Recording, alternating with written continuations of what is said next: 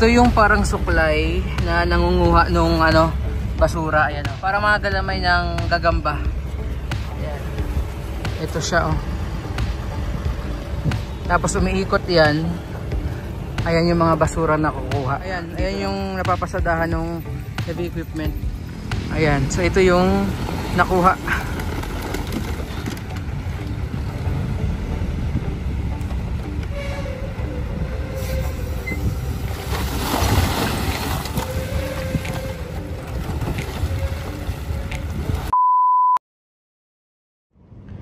So after ilang linggo, finally open na ito ulit ang Dolomite Beach. Pero ngayon po araw ng Huwebes, sarado no, since today is maintenance day. And pasilip ko sa inyo yung status ngayon. By the way, today is Thursday, August 25, 2025, 11 ng umaga. Ayan. So tingnan natin yung status ng Dolomite Beach. Sa mga naghahanap and nanghihingi ng update kung kamusta, ito po siya ngayon.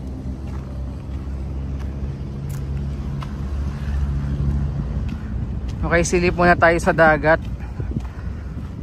So may paparating na bagyo, si Ompong. Ano, daming ibon ngayon dito. Katatapos lang ni Typhoon Nando, no? And meron na namang bago, si Typhoon Ompong. And ang daming ano ngayon, daming ibon ngayon dito sa loob. Wala kasing namamasyal since sarado po, no, maintenance day. Kaya ang daming ibon dito sa loob. Ano, doon sa may rock garden ang dami din. Tapos meron din dito sa kabila. Ayan, oh. Ikot ko muna yung ating camera bago tayo sumili pala sa dagat. Ayan, zoom out ko lang.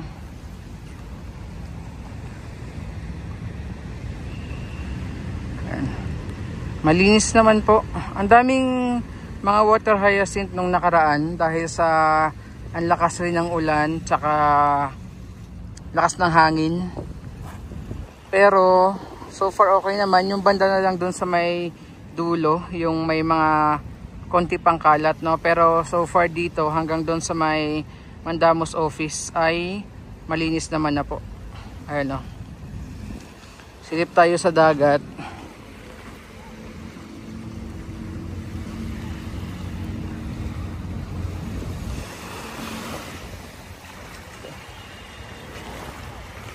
Ito yung ating dagat ngayon sa Dolomite Beach po.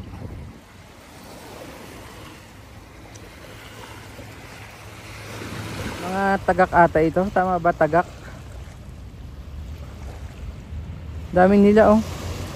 Lalo yung mga nandoon sa rock garden, ang dami. Yan yung mga, di po yan kalat ha, yung mga kulay puti sa bato.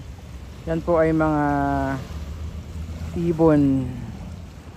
Ilang taon na rin po itong Dolomite Beach and hanggang ngayon andito pa rin po. No, kung hindi ako nagkakamali, parang 2020 or 2021 nagawa itong phase 1. Then 2022 na inopen sa public the entire beach, no, yung 500 meter Dolomite Beach sa publiko. And ngayon 2025 andito pa rin. Mas matibay ata ito kumpara dito sa mga controversial na flood control projects na yung iba pa nga mga ghost project. Pero ito, Dolomite Beach natin, napapakinabangan, napapasyalan ng mga Pilipino, nahihigaan, napapag-relaxan nila pag sila ay mga pagod or stress sa trabaho. Diba?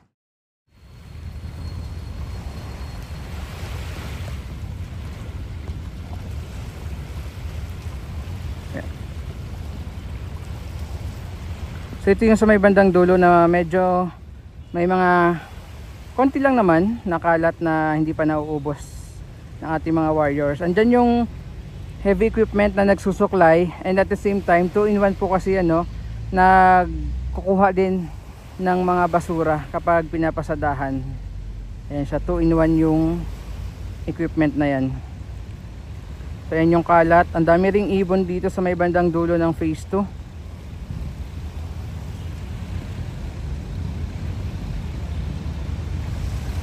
Yan yung sa may bandang likod ng ano, equipment. Yan yung naghahakot, nag-iipon ng mga basura.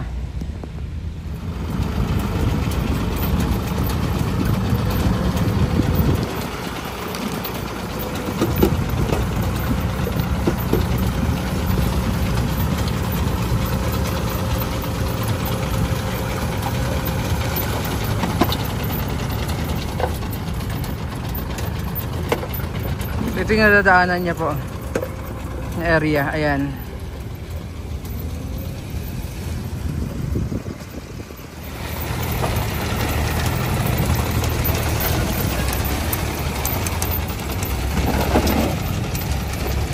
Ayan, tingnan nyo yung nadadaanan niya, oh. Hindi kasi pantay yung elevation ng, hindi pantay yung buhangin, may mga naiiwan. Ayan. And kita nyo, ayan yung napapasadahan ng heavy equipment. Pero pag pantay na pantay yung buhangin, tingnan nyo po. Ayan, ganyan siya. So yung banda dun, kanina sa pinanggalingan natin, malinis na po yan, wala nang basura. Basically, andito na lang, no, sa may bandang dulo, papuntang dulo yung mga kalat. Pero konti pa din, konti lang naman. Ayan. Yakang yaka. So yung mga basura, ayan, no. Check ulit natin yung mga basura dito na naiipon. So given na yan, mga water hyacinth dahil season yan ngayon. Styro disposable, no, mga bote, styro bote, kahoy kawayan. Ito yung mga mahirap dito na makuha ng equipment no panglinis, no. Kasi paniguradong babara yan. Ayan, kahoy kawayan. Ayan. So ito yung nakuha. Ayan.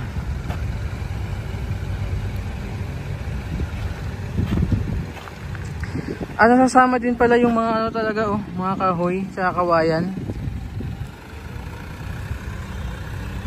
Tapos ito naman po ay isasako ng ating mga Manila Bay Warriors. Balik tayo ulit.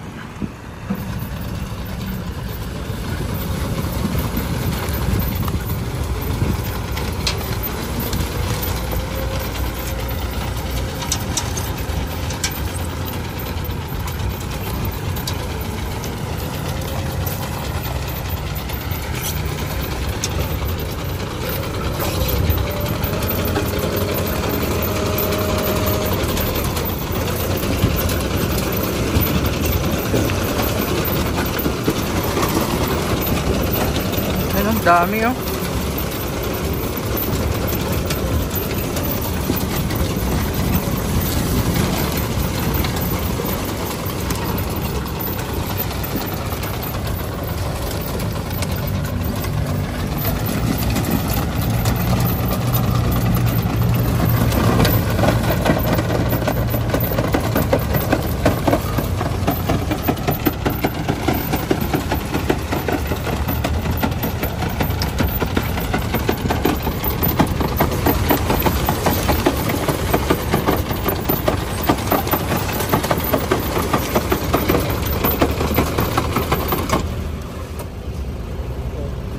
Pag yun nga, pag kahoy sumasabit, ayun, kahoy tsaka kawayan, ayun, bumara.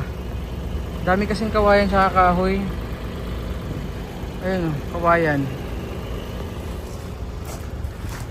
So yan yung mahirap. Oh, tingnan nyo, yung mga basura na humahalo, ayun, pag mga ganito medyo mahirap. O lalo to, sobrang haba ng kawayan na to. Pero kapag ano lang talaga, yung mga basura and water hyacinth, ang bilis lang nakukuha. Yung mga medyo pira-piraso na mga kahoy nasasama, no, pero yung mga ayan, gaya po niyan, mahahabang kahoy tsaka kawayan, yan yung mga sumasabit. So si sir, ayun, inayos ulit.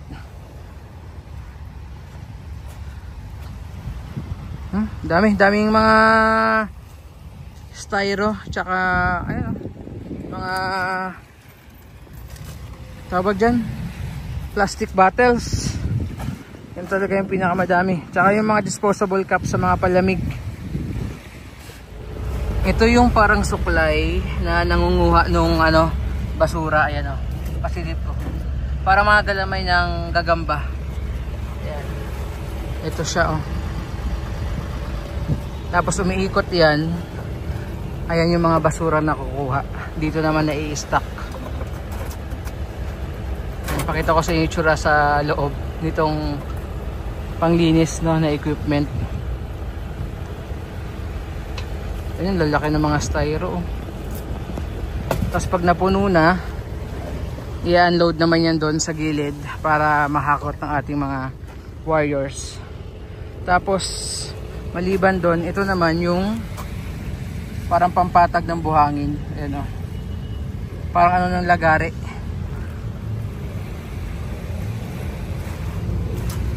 Ayan siya. Ayan, natanggal na yung barang kawayan.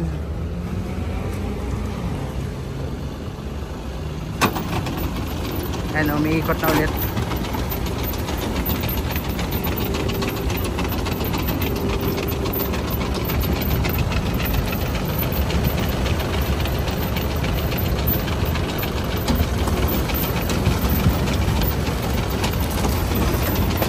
Tingnan nyo, masama.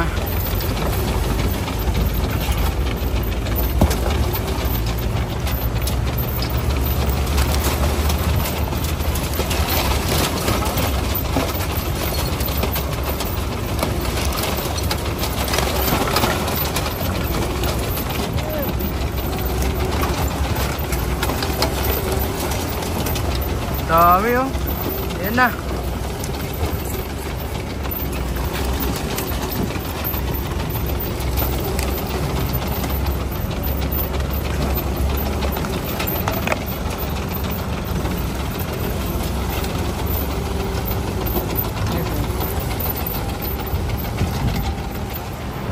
So ayan, puno na ulit.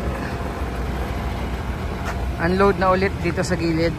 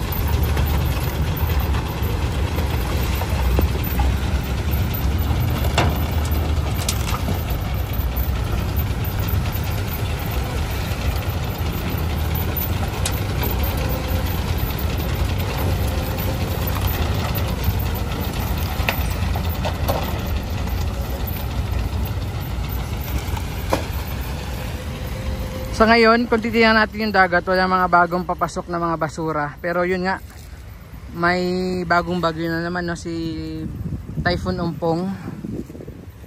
Ano? Pagdaan natin kanina sa Pasig River, mostly mga water hyacinth lang yung nakita natin. Pero mga bagong papasok na basura na dadagsain dito. So far wala naman po. Yan. So yun yung kalat.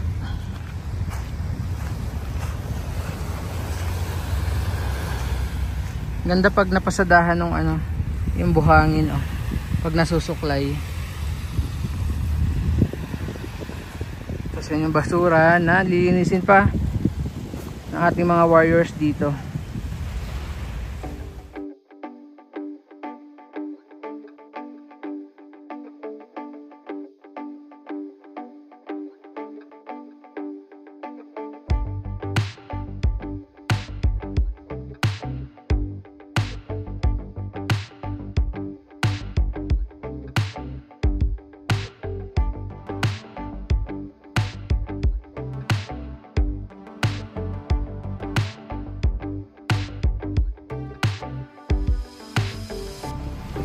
Yan, silip ulit natin yung nakuha habang nakastop. Ayan.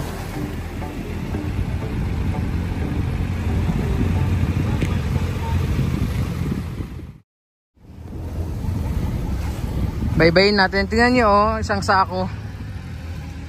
O, diba? Isang sakong basura, hinulog sa dagat. Dito yung bagsak sa Dolomite Beach. Ayan, isang sakong basura yan.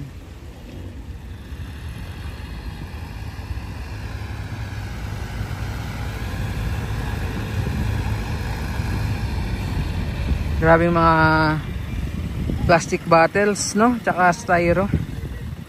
Nangingibabaw talaga. Yung mga trash room dito, mukhang binahayan na ito ng sawa. Kasi ang tagal na rin po nito dito eh. Kahit dun sa may kabila, sa may MYC, yung mga trash room doon. Ano? Tapos syempre, again no, yung ating mga tiga MMDA, andyan sila. So katulong ng ating warriors sa paglilinis itong equipment.